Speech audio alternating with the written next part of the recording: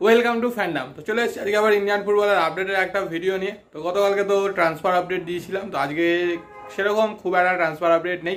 But আজকে যে ভিডিওটা সেটা হচ্ছে আগামীকালকের খেলার জন্য। আগামীকাল কিন্তু একটা মাস্ট মহারণ রয়েছে, বিশাল বড় একটা ম্যাচ, আইএসএল এর final, Mohun Bagan super giant versus Mumbai city FC. ISL shield ফাইনালটা ওদের মধ্যে হয়েছিল, তো সেখানে কিন্তু মুম্বাইকে হারিয়ে জিতেছিল মোহনবাগান। তো দেখা যাক ট্রফিটাও মোহনবাগান তাদের ঘরে তুলতে পারে কিনা। আর যদি মোটামুটি তুলতে পারে তাহলে কিন্তু পরপর 3টে ট্রফি নিজেদের দখলে নিয়ে নেবে। তো যাই হোক, সেগুলো নিয়ে তো কথাবার্তা বলবোই, কিন্তু তার আগে যারা এখন অবধি চ্যানেলটা সাবস্ক্রাইব করেনি তো অবশ্যই কিন্তু সাবস্ক্রাইব করে দিও, তার সাথে বেল আইকনটাও কিন্তু ক্লিক করে দিও রেগুলার নোটিফিকেশান পাওয়ার জন্য। আর প্রথমেই যে আপডেটগুলো আছে সেগুলো একটু দিয়ে দিই। তো তার মধ্যে বলি যে ন্যাশনাল ওমেন্স চ্যাম্পিয়নশিপ যেটা হচ্ছে কলকাতাতে, তো তার কিন্তু আজকে বেঙ্গলের খেলা ছিল, বেঙ্গল ভার্সেস তামিলনাড়ু। তো সেই ম্যাচটা কিন্তু বেঙ্গল 4-0 গোলে হেরে গেছে। আজকের ম্যাচটা যদি জিততো তাহলে কিন্তু পরের রাউন্ডে যাওয়ার জন্য রাস্তা অনেকটাই খুলে দিতে পারতো, কিন্তু আজকের ম্যাচটা হেরে যাওয়ার ফলে পরের ম্যাচগুলো কিন্তু জিততেই হবে। কারণ এই গ্রুপে যারা যারা আছে তার মধ্যে আরেকটা কঠিন প্রতিপক্ষ হচ্ছে রেলওয়ে কিন্তু তারা 2টো ম্যাচ জিতেছে, তামিলনাড়ু কিন্তু 2টো ম্যাচ জিতেছে, আর প্রতি গ্রুপ থেকে কিন্তু 2টো করে টিমই নেক্সট রাউন্ডে যাবে। তো সেই জায়গা থেকে কিন্তু একটুখানি চাপ বা চিন্তার বিষয় বেঙ্গল টিমের জন্য। তো দেখা যাক পরের ম্যাচগুলোয় বেঙ্গল কি করে। আরও একটা আপডেট দিয়ে দিই, সেটা হচ্ছে জানো ন্যাশনাল রেফারি তন্ময় ধর, যে কিন্তু মোটামুটি 12 বছর ধরে আই লিগে রেফারিং করছে, 5 বছর আইএসএল রেফারিং করছে, যারা 22টা মতো ন্যাশনাল টুর্নামেন্ট মানে ন্যাশনাল মানে ইন্টারন্যাশনাল ম্যাচে রেফারিং করেছে। তো সেই তন্ময় ধর কিন্তু এএফসি সি লাইসেন্স কমপ্লিট করলো, কিছুদিন আগে কিন্তু ডি লাইসেন্স করেছিল। তো সি লাইসেন্স কমপ্লিট করার পরে সে কিন্তু কোচিংয়ে করানোর জন্য একটা পেয়ে গেল। এছাড়াও তার ফুটবল কেরিয়ারটাও কিন্তু যথেষ্ট ভালোই, সাই থেকে শুরু করেছিল, তারপরে বেলেঘাটা এসি, হাওড়া ইউনিয়ন, এরকম তালতলা প্রচুর টিমের হয়ে খেলেছে, ইউনিভার্সিটি লেভেলে খেলেছে, জুনিয়র লেভেলে, ন্যাশনাল লেভেলে খেলেছে। তো সেই সব জায়গা থেকে কিন্তু প্রচুর খেলার পরে কিন্তু রেফারিংয়ে আসে। রেফারিংয়ে বুঝতেই পারছো একটা লং টার্ম রেফারিং করে আসছে, তো তার সাথে কিন্তু কোচিং লাইসেন্সটাও করেছে। তো আশা করবো তন্ময় ধরকে কিন্তু পরবর্তীকালে আমরা কোচ হিসাবে কিন্তু দেখতে পাবো অবশ্যই কলকাতা ফুটবলে। তো কারণ রেফারিং মোটামুটি 45 বছর অবধি করা যায়, তারপরে আর করা যায় না। তো সেই জায়গা থেকে কিন্তু রেফারিংয়ের কেরিয়ার শেষ হওয়ার পর কিন্তু কোচিং কেরিয়ার শুরু হবে তন্ময় ধরের। আর তন্ময় ধর এই রেফারিং কোর্সটা কিন্তু গুয়াহাটি থেকে করেছে, গুয়াহাটিতে এই কোর্সটা অনুষ্ঠিত হয়েছিল। তো যাই হোক, আমাদের তরফ থেকে অবশ্যই তন্ময় ধরকে অভিনন্দন, শুভেচ্ছা ভবিষ্যতের কোচিং কেরিয়ারের জন্য। তো এবার আসি মেন যেটা ট্রান্সফার আপডেটগুলো নিয়ে তো বলেইছি কালকে, আর সেরকম নতুন কিছু ট্রান্সফার আপডেট আজকে এই মুহূর্তে নেই। যেই কথাগুলো চলছে, যেরকম বিনীত রায়ের সাথে একটা ইনিশিয়াল অফার হয়েছে, তো সেরকম বিনীত রায়ের সাথে এদিকে মোহনবাগান শোনা যাচ্ছে জয়গুপ্তাকে একটা হেফটি ট্রান্সফার ফি অফার করেছে, এছাড়া জিকসান সিং রয়েছে, এরকম তো প্রচুর কিছু রয়েছে। তো দেখা যাক আলটিমেট কি হয়, কিন্তু যেটা মেন সেটা হচ্ছে আগামীকাল কিন্তু একটা গুরুত্বপূর্ণ ম্যাচ রয়েছে, যেই ম্যাচটা কিন্তু দুই দলের জন্যই খুবই গুরুত্বপূর্ণ। যদিও এশিয়ান লেভেলে কোনো কোটা নেই এই ম্যাচটা থেকে, কিন্তু ম্যাচটা দুই দলই চাইবে জিততে। মোহনবাগান চাইবে তাদের মরশুমের 3য় ট্রফি জিততে, আর মুম্বাই চাইবে যে শিল্ড ফাইনালে যেই পরাজয়টা হয়েছিল সেই পরাজয়টা থেকে কিন্তু নিজেদের বদলা নিতে। তো সেই জায়গা থেকে দুজনেই কিন্তু যথেষ্ট মানে ফাইট দেওয়ার চেষ্টা করবে, এবং গ্যালারি আশা করা যায় যে ফুল প্যাক থাকবে। কারণ যদিও পুরোপুরি 60-65 হাজার টিকিট কিন্তু ছাড়েনি, যতদূর খবর ছিল 45,000 মতো টিকিট ছেড়েছে, তার মধ্যে প্রচুর লোকের টিকিট পায়নি। কখন টিকিট ছেড়েছে আর কখন টিকিট সোল্ড আউট হয়ে গেছে জানি না, অফলাইনেও টিকিট দেয়নি।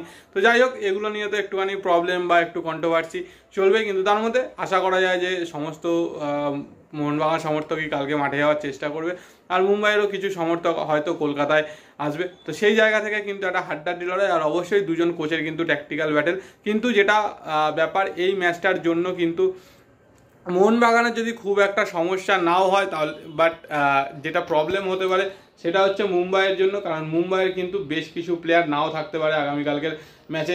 যেরকম একটা তো আছে ভ্যান নিপ থাকবে না, পরপর 2টো সেমিফাইনালে ইয়েলো কার্ড দেখার জন্য ও কিন্তু সাসপেন্ডেড। মোহনবাগানের শুধু আরমান্দ সাদিকুই থাকবে না, যেহেতু রেড কার্ড খেয়েছিল, এবং তারপর ওকে এআইএফএফ ডিসিপ্লিনারি কমিটি কিন্তু 4 ম্যাচ ব্যান করে, তো সেখান থেকে কিন্তু সাদিকু থাকবে না।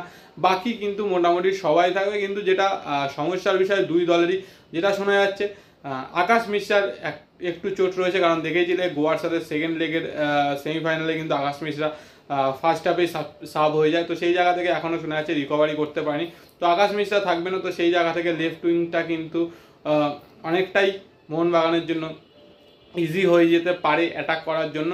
আর মোহনবাগানের যেটা সমস্যার বিষয় যেটা শোনা যাচ্ছে সেটা হচ্ছে মনবীর সিং কিন্তু নাও থাকতে পারে ফাইনাল ম্যাচে, কারণ গতকাল অবধি কিন্তু মনবীর সিং টিমের সাথে প্র্যাকটিস করানোর হালকা একটা নক রয়েছে। বাট যদি আজকে ফিট হয়ে গিয়ে থাকে একদম শেষ মুহূর্তে যদি কোচ মনে করে যে ওকে খেলানো যাবে, তাহলে কিন্তু অবশ্যই মনবীর সিং শুরু থেকেই খেলবে।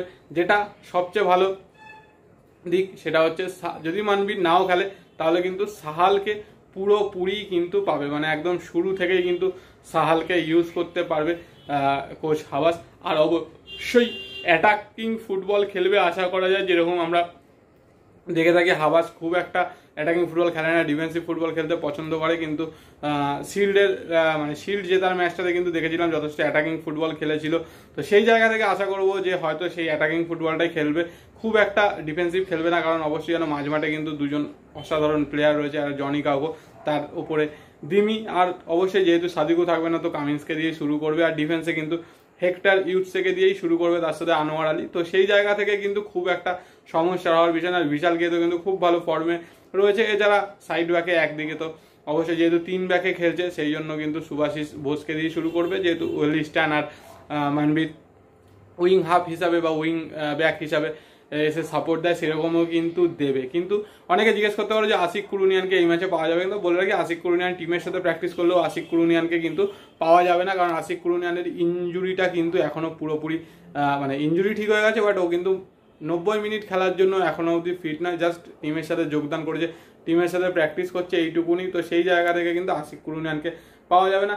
আর যেহেতু ভ্যান নিফ থাকছে না বা আকাশ মিশ্রা থাকছে না, সেখান থেকে মুম্বাই তাদের টিমটা কিরমভাবে সাজায় সেটাই হচ্ছে দেখার। ভ্যান নিফ না থাকাতে কিন্তু আপুইয়াকে একটু এক্সট্রা দায়িত্ব নিয়েই খেলতে হবে, কারণ আপুইয়াকেই কিন্তু মাঝমাঠটা ব্লক করতে হবে, যেহেতু ও ডিফেন্সিভ মিডফিল্ডের একমাত্র ভরসা এই ম্যাচের জন্য। তো যদি সেটা করতে পারে তাহলে হয়তো খেলা 50-50 হতে পারে। যদি সেটা করতে না পারে, কারণ দিমিত্রি বা কাউকোর মতো প্লেয়ার আছে, অবশ্যই কিন্তু তাদেরকে আটকানো একটু ডিফিকাল্ট। তো দেখা যাক আলটিমেট কিরমভাবে দুজনে টিম সাজায়, কিরমভাবে খেলে। আর যারা মাঠে যাবে তারা তো অবশ্যই নিজের টিমকে চিয়ার করবে, আর আমাদের মধ্যেও কেউ একজন যাবে আশা করা যায়। তো সেই জায়গা থেকে ব্লগটাও চলে আসবে কালকে রাতে, তো অবশ্যই কিন্তু তোমরা ব্লগটাও দেখো, শেয়ার করো। আর যা যা আপডেট ছিল সেগুলো তো বলেইছি, ট্রান্সফার আপডেট আপাতত কিছু নেই। তো আবার পরে যেদিনকে ট্রান্সফার রিলেটেড নিউজ পাবো সেদিনকে তো তোমাদের সাথে শেয়ার করে দেবো। এছাড়া এটা বলার, ভিডিওটা ভালো লাগলে লাইক শেয়ার কমেন্ট তো অবশ্যই করে দোস্ত। যারা চ্যানেলটা এখন অবধি সাবস্ক্রাইব করেনি তো অবশ্যই সাবস্ক্রাইব করে বেল আইকনটাও ক্লিক করে দিও রেগুলার নোটিফিকেশন পাওয়ার জন্য। তো চলো আজকের মতো টাটা।